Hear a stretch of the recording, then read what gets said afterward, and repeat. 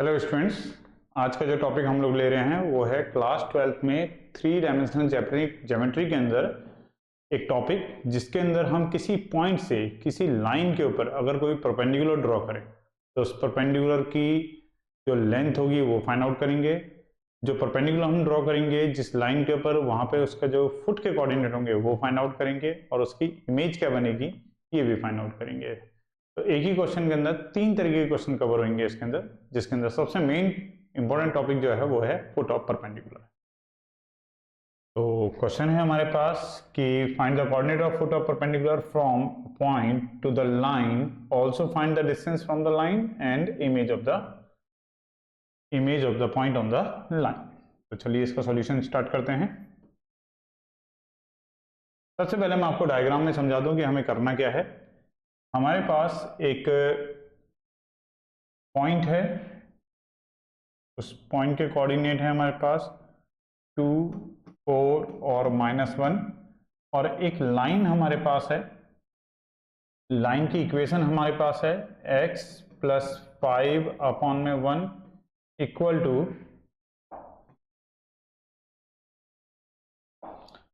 y + 3/4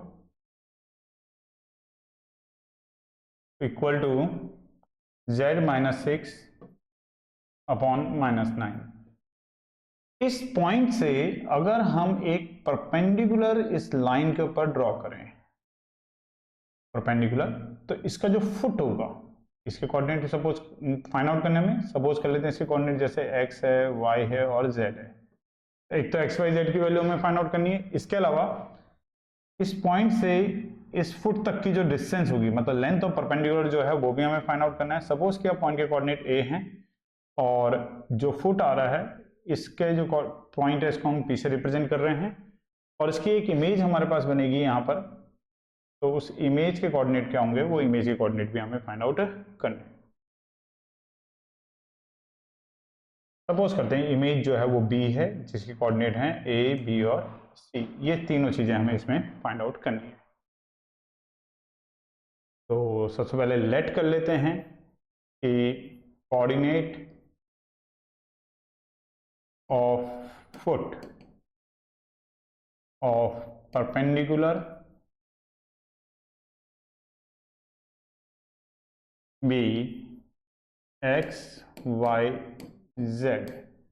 और ये भी लेट कर लेते हैं अभी कि image of point on the line, line के ऊपर इसके जो इमेज है वो b है, इसके कोऑर्डिनेट है a, b, c और डिस्टेंस भी हमें फाइंड आउट करनी है, AP भी फाइंड आउट करनी है। तो देखिए किस तरीके से हम इस क्वेश्चन को करेंगे, हमारी अप्रोच क्या रहेगी इस क्वेश्चन को करने के लिए। इसमें हमें दो परपेंडिकुलर वेक्टर्स का कॉन्सेप्ट यूज करना पड़ेगा। एक वेक्टर तो हम इसी को ले लेंगे जो a से b को ज्वाइन कर रहा है, ए से पी को ज्वाइन करने वाला वेक्टर, और एक ये जो लाइन है, एक इस लाइन का होगा पैरेलल वेक्टर। जैसे इस लाइन का जो पैरेलल वेक्टर होगा, हम लाइन की इक्वेशन में जानते हैं कि लाइन का जो पैरेलल वेक्टर होता है वो नीचे से हमें मिल जाता है, अगर कार्टेशियन फॉर्म दे रखी है तो i cap + 4j cap -9k cap. ये जो लाइन है इस लाइन का पैरेलल वेक्टर है। अगर ये AP वेक्टर इस लाइन के ऊपर परपेंडिकुलर है तो इसका मतलब ये जो AP वेक्टर होगा वो इस पैरेलल वेक्टर के ऊपर भी परपेंडिकुलर होगा। और हम जानते हैं कि अगर दो वेक्टर्स परपेंडिकुलर हो तो उनके डायरेक्शन रेशियोज के बीच में रिलेशन होती है, उसी रिलेशन का मेनली हमें यूज करना है। तो उसके लिए हमें AP वेक्टर के डायरेक्शन रेशियोज पता करने पड़ेंगे और इस पैरेलल वेक्टर के डायरेक्शन रेशियोज पता करने पड़ेंगे और वही कॉन्सेप्ट हम लोग लगाएंगे परपेंडिकुलर वाला a1 a2 + b1 b2 + c1 c2 = 0। तो चलो शुरू करते हैं अब इस चीज को। सबसे पहले हम डायरेक्शन रेशियो फाइंड आउट करेंगे। Direction ratios of vector joining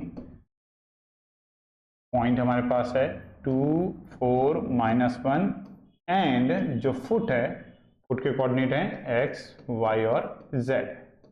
तो इनके जो डायरेक्शन रेशियोज होंगे, कभी भी अगर दो पॉइंट्स हमारे पास होते हैं और दो पॉइंट को जोड़ने वाले वेक्टर के डायरेक्शन रेशियोज चाहिए तो इन्हें हम सब्ट्रैक्ट करके निकाल सकते हैं। तो इसके डायरेक्शन रेशियोज हमारे पास आएंगे सब्ट्रैक्ट करने पर x -2,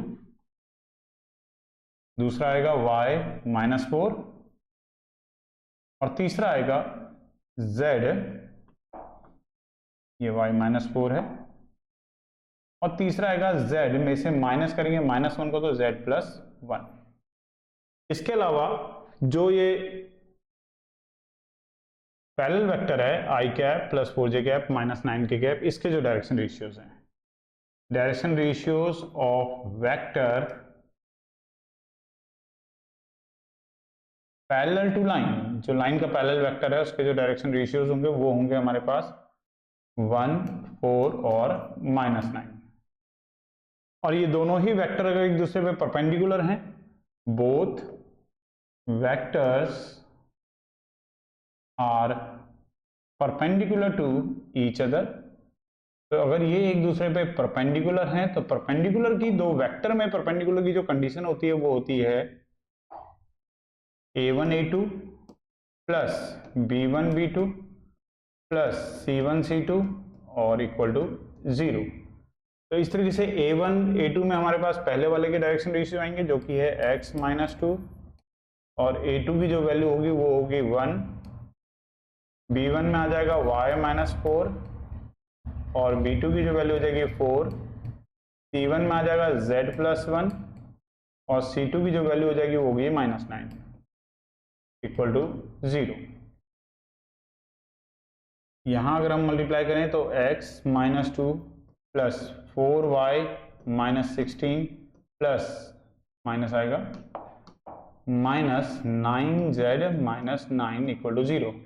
तो इस तरीके से एक रिलेशन, एक इक्वेशन हमारे पास x y z में यहां से आ जाएगी, x + 4y - 9z equal to 16 और 9 25 और 2 27 इक्वल टू 0।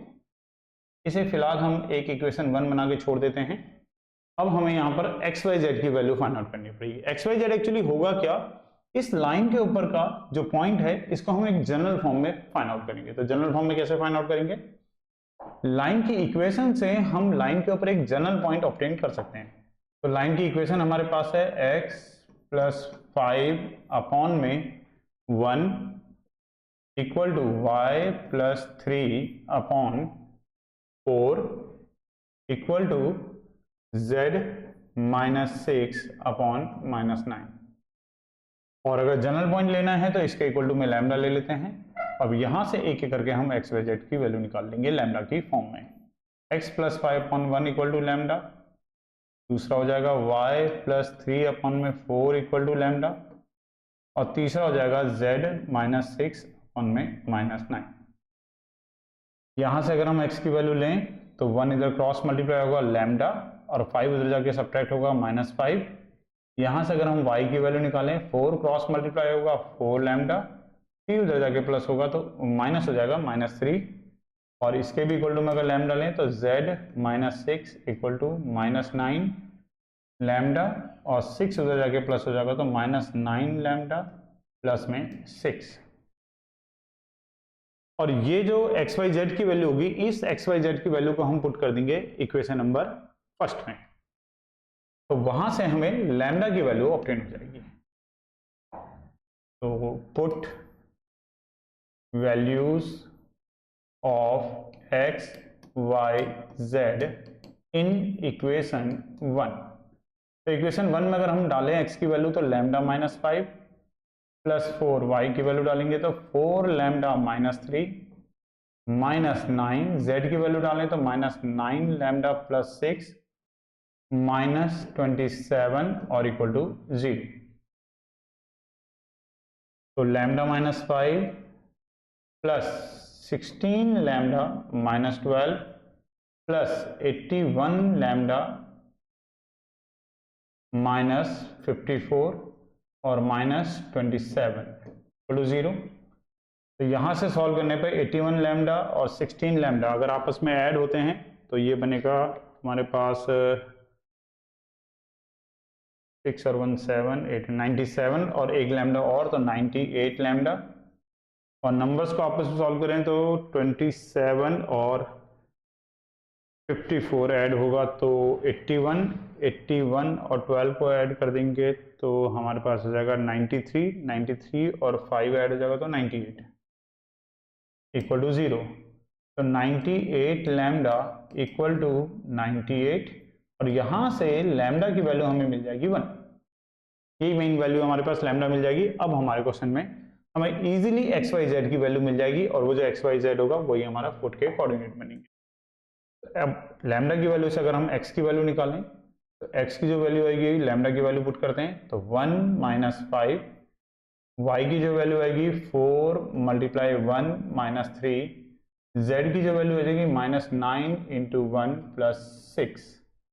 तो x की वैल्यू हुई माइनस 4, y की वैल्यू हुई 4 माइनस 3, y की वैल्यू हुई 1 और z की वैल्यू हुई माइनस 9 प्लस 6, तो z की वैल्यू हुई माइनस 3। तो ये जो एक्स वाई जेड है ये हमारे पास है coordinate of foot of perpendicular. तो परपेंडिकुलर के फुट के कोऑर्डिनेट हो गए -4, 1 और -3। इस तरीके से हमने अपने क्वेश्चन में फुट के जो कोऑर्डिनेट हैं वो फाइंड आउट कर लिए। तो जो फुट के कोऑर्डिनेट हमें मिल गए, अब इसके बाद हमें एक तो इमेज बतानी है और दूसरा हमें डिस्टेंस फाइंड आउट करनी है। तो डिस्टेंस अगर ए से लेकर पी तक की डिस्टेंस फाइंड आउट करनी हो तो डिस्टेंस ऑफ ए की है हमारे पास 2, 4, -1 एंड पी जो फुट है जो हमने अभी निकाला -4, 1 और -3। तो डिस्टेंस का फॉर्मूला वही जो आपने 10th क्लास से पढ़ा हुआ है, under root x2 minus x1 का square plus y2 minus y1 का स्क्वायर, लेकिन 3D होने की वजह से इसमें z कोऑर्डिनेट और आ जाएगा z2 माइनस z1 का स्क्वायर। अब यहां पर अगर हम वैल्यू पुट करें तो x2 minus x1 -4 -2 square, y2 minus y1 करेंगे तो 1 -4 स्क्वायर, z2 माइनस z1 करेंगे तो -3 प्लस 1 का स्क्वायर। तो ये हमारे पास आएगा -6 स्क्वायर, -3 स्क्वायर और -2 स्क्वायर। तो 6 का स्क्वायर करेंगे तो 36, 3 का स्क्वायर करेंगे 9, 2 का स्क्वायर करेंगे 4, जो कि ऐड करने पर आ जाएगा 49 और 49 का अंडर रूट 7। तो 7 यूनिट का डिस्टेंस हो गया, जो लेंथ ऑफ परपेंडिकुलर हो गया वो हमारे पास 7 यूनिट हो गया। इसके अलावा जो तीसरी चीज हमें इसमें फाइंड आउट करनी है वो फाइंड आउट करनी है इमेज के कोऑर्डिनेट कि इमेज क्या होगी। तो जैसे कि हमने इमेज को लेट किया हुआ है ABC, तो इमेज को हम एक बार और समझते हैं इमेज क्या चीज होती है। देखिए इसको इमेज को अगर आप देखो तो इस फिगर में ये A पॉइंट है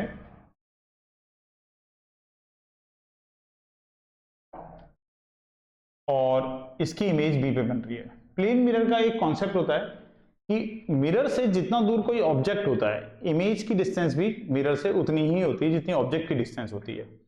तो जितनी डिस्टेंस P और A के बीच में होगी उतनी ही डिस्टेंस P और B के बीच में होगी। B अगर इमेज है तो P और A की डिस्टेंस और P और B के बीच की डिस्टेंस बराबर होगी। इसका मतलब क्या होगा कि P जो होगा वो AB का मिड पॉइंट होगा। तो यहाँ पे हमें कोई बहुत बड़ा कॉन्सेप्ट नहीं है, केवल मिड पॉइंट का कॉन्सेप्ट हमें लगाना है। अगर P AB का मिड पॉइंट है तो केवल मिड पॉइंट का कॉन्सेप्ट हम लगाएंगे और हमें ABC की वैल्यू मिल जाएगी। तो अब हम यही करने जा रहे हैं, AB का मिड पॉइंट निकालने जा रहे हैं और उसको हम P के साथ इक्वेट करवा लेंगे।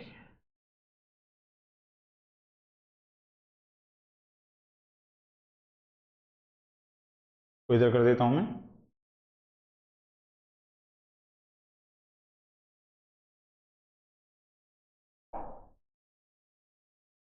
तो मिड पॉइंट का कॉन्सेप्ट लगा रहे हैं तो P जो कि है एक्स वाई जेड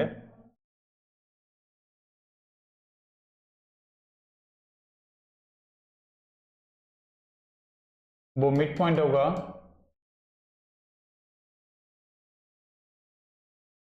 ऑफ ए जो कि है ए के कोऑर्डिनेट है 2, 4 -1 एंड बी जिसके कोऑर्डिनेट हैं ए बी और सी, ये इसका मिड पॉइंट होगा।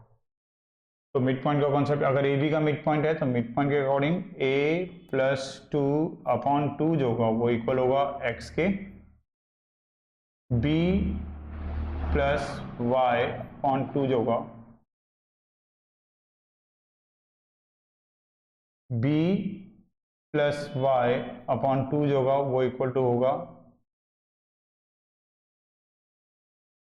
गलत कर रहा हूँ यहाँ पे, गलत कोऑर्डिनेट लिख रहा हूँ मैं इसके।